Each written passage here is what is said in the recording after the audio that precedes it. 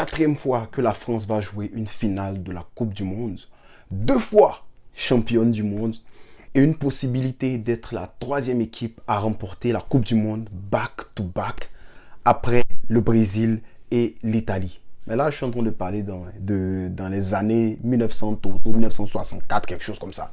Donc, on peut assister à un gros coup de maître de la part de la France et de Didier Deschamps. Alors, est-ce que la France peut venir à bout de l'Argentine? Quelles sont les forces de la France en fait? Quelle force la France peut utiliser pour venir à bout de l'Argentine lors de la finale qui va se passer ce dimanche? Franchement, l'attente sera longue. Bref, on en parle dans cette vidéo. Let's go! Julius Prediction.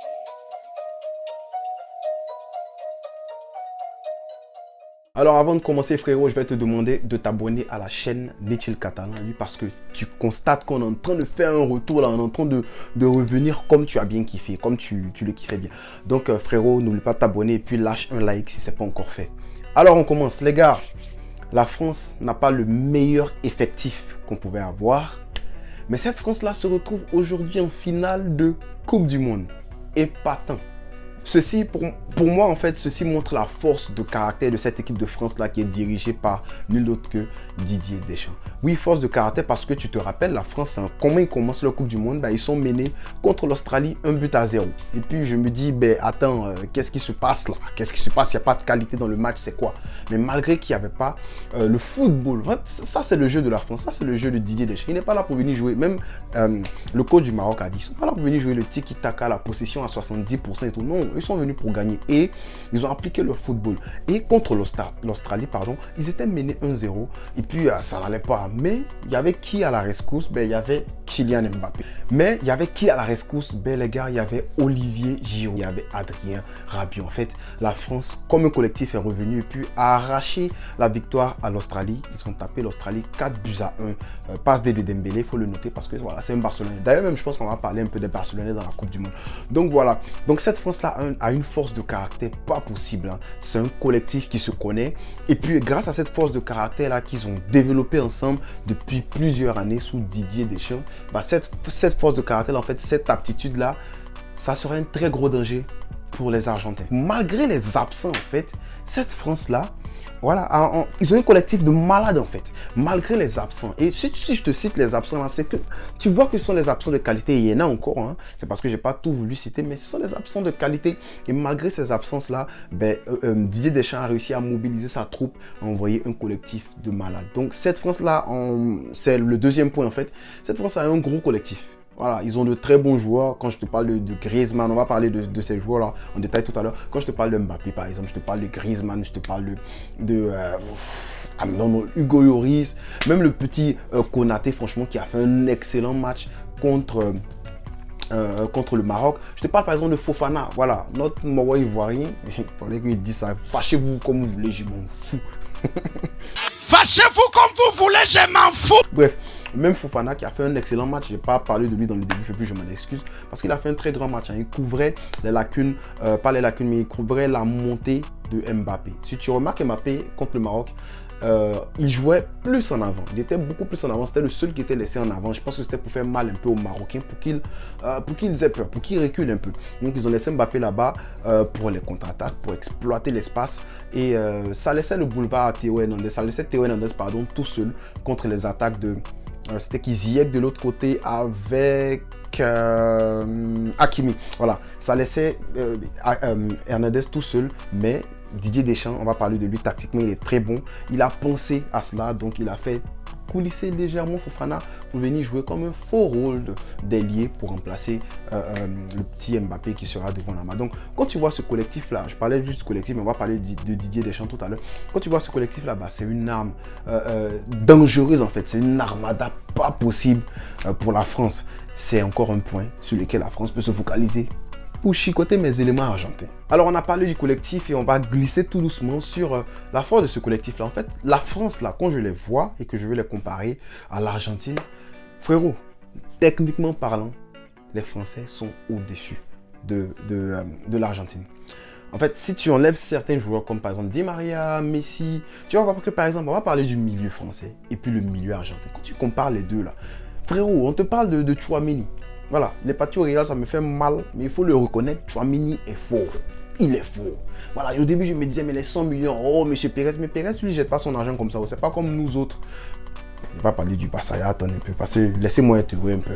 Bon, Pérez jette pas son argent comme ça. Donc, tu vois, Tchouaméni, 100 millions, ben, il est en train de montrer qu'il vaut ces 100 millions. -là. Le petit, il a une frappe pas possible, techniquement calé, il est fort physiquement.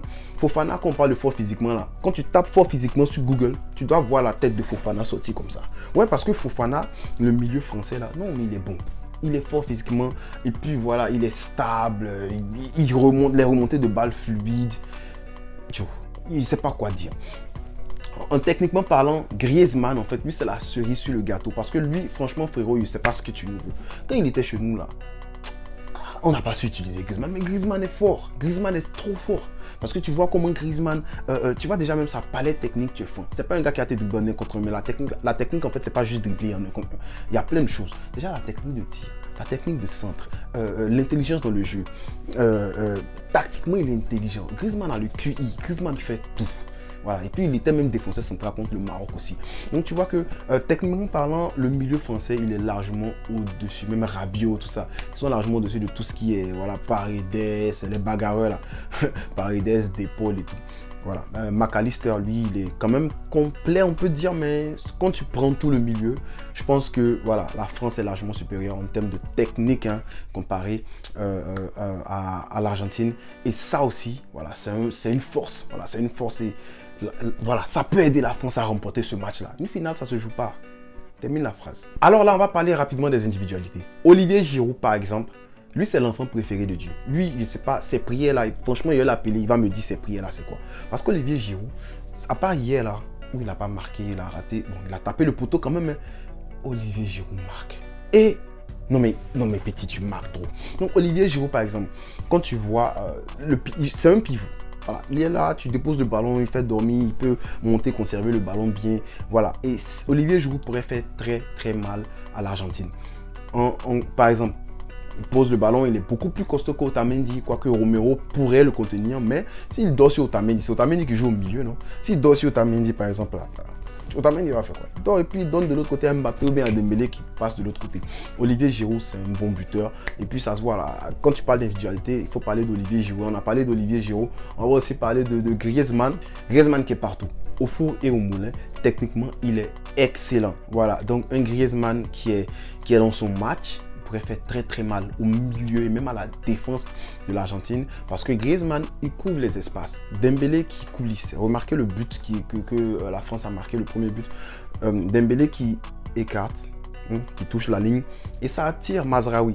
Donc il y a un espace qui est laissé entre Mazraoui et puis le défenseur central. Griezmann il vient un peu dans l'espace là.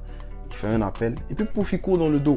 Donc il couvre un peu l'espace que Dembélé a laissé dans le demi-espace que Dembélé a laissé. Et Griezmann c'est ça, tactiquement il est tellement bon. Et un Griezmann qui est en forme, on sait qu'un Griezmann en forme, ça pourrait faire très très mal à l'Argentine. Et on ne peut pas parler d'individualité sans parler d'Mbappé. Voilà, Kylian Mbappé, il a le rôle de Léo Messi. En fait, il veut avoir le rôle de Léo Messi en France.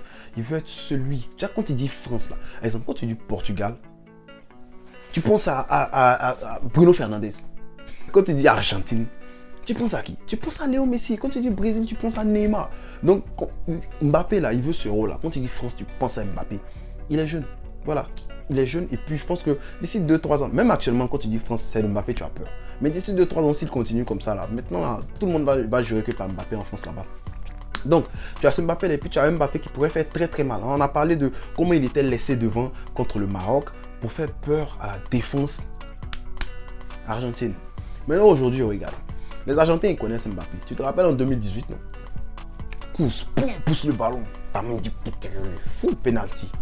Et c'est ça qui fait que ça déclenche le match en fait pour la France. Donc un Mbappé en jambes, on a vu, il était très en jambes aujourd'hui. Un Mbappé en jambes qui fait des appels répétitifs dans le dos de Otamendi, de Romero. Mais ça va faire mal. Donc il va falloir que Molina, on sait qu'il a 4 poumons. Voilà, il va falloir que Molina soit en forme pour courir derrière Mbappé. Parce que encore actuellement là, il n'y a personne qui a réussi à rattraper Mbappé. Même son élément, comment ça s'appelle déjà? Achraf Hakimi n'a pas été en mesure de le rattraper sur le deuxième but de la France. Là. Mbappé se retourne, il fait cette... C'est compliqué. Donc voilà, Mbappé en forme, franchement, ça fait peur. Là, on va parler maintenant du coach. Parce que le coach de la France, c'est un gros atout pour la France. Didier Deschamps. Non, mais franchement, Didier Deschamps, respect, chapeau. Deschamps a envoyé cette équipe de France là, la deuxième fois consécutive en finale de Coupe du Monde. Et cet effectif que je vois là, il est bon. Mais c'est pas l'effectif, c'est pas... il y a des gars qui sont pas là, les Kanté, tout ça, ils sont pas là. Ils sont en finale aujourd'hui. Tu vas dire c'est grâce à qui? C'est grâce à Didier Deschamps. Lui, c'est un meneur d'hommes. Tu vois, les coachs là, on a déjà parlé de ça sur la chaîne il y a longtemps. Il y a deux types de coachs. Il y a des gars qui ont... Bon, la plupart du temps, ils ont ces deux attributs là. Mais il y en a que... Il y a un côté qui prime sur l'autre. Le côté meneur d'hommes et puis le côté tacticien. Quand un coach a ces deux là, c'est top. Didier Deschamps, c'est un meneur d'hommes. C'est-à-dire, il ne sait pas comment il parle à ces gars-là. Mais quand ils viennent là... Aujourd'hui, exemple. Hier, par exemple. Maroc-France. À la fin de la première mi-temps, la France était perturbée. Tu sens qu'ils étaient attaqués dans tous les sens. Mais ils sont revenus avec sérénité. Ils ont piétiné les gars. Petit ajustement tactique là. Puis je sais pas comment ils ont arrangé. Boum. Ils ont commencé à prendre l'ascendant sur le Maroc. Ce gars-là, Didier Deschamps, c'est un meneur d'hommes. Et tu as un coach comme ça. Franchement, c'est un atout. C'est-à-dire que même si Messi malmène son équipe, même si l'Argentine malmène son équipe, il pourra toujours trouver un truc. Toujours trouver un truc, tactiquement parlant, ou même humainement parlant, pour regalvaniser sa troupe. Aussi, Didier Deschamps, il est très bon. Si tu as remarqué, la France s'améliore défensivement. Je ne vais pas parler en termes de buts encaissés, mais contre l'Australie, il y avait beaucoup de failles. Contre la Tunisie, je ne vais même pas compter parce que quand on a vu l'effectif qui était aligné, bon, voilà, avec Kamavinga, latéral gauche, ce genre de truc là, non, laissons ça. Mais défensivement, pardon, il y avait des flots.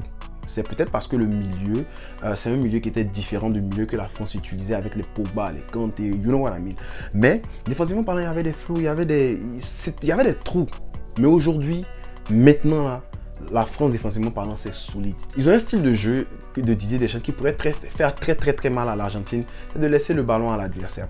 Une équipe qui n'a pas l'habitude d'avoir le ballon et tout, l'Argentine, c'est pas le Brésil. L'Argentine, c'est pas l'Espagne.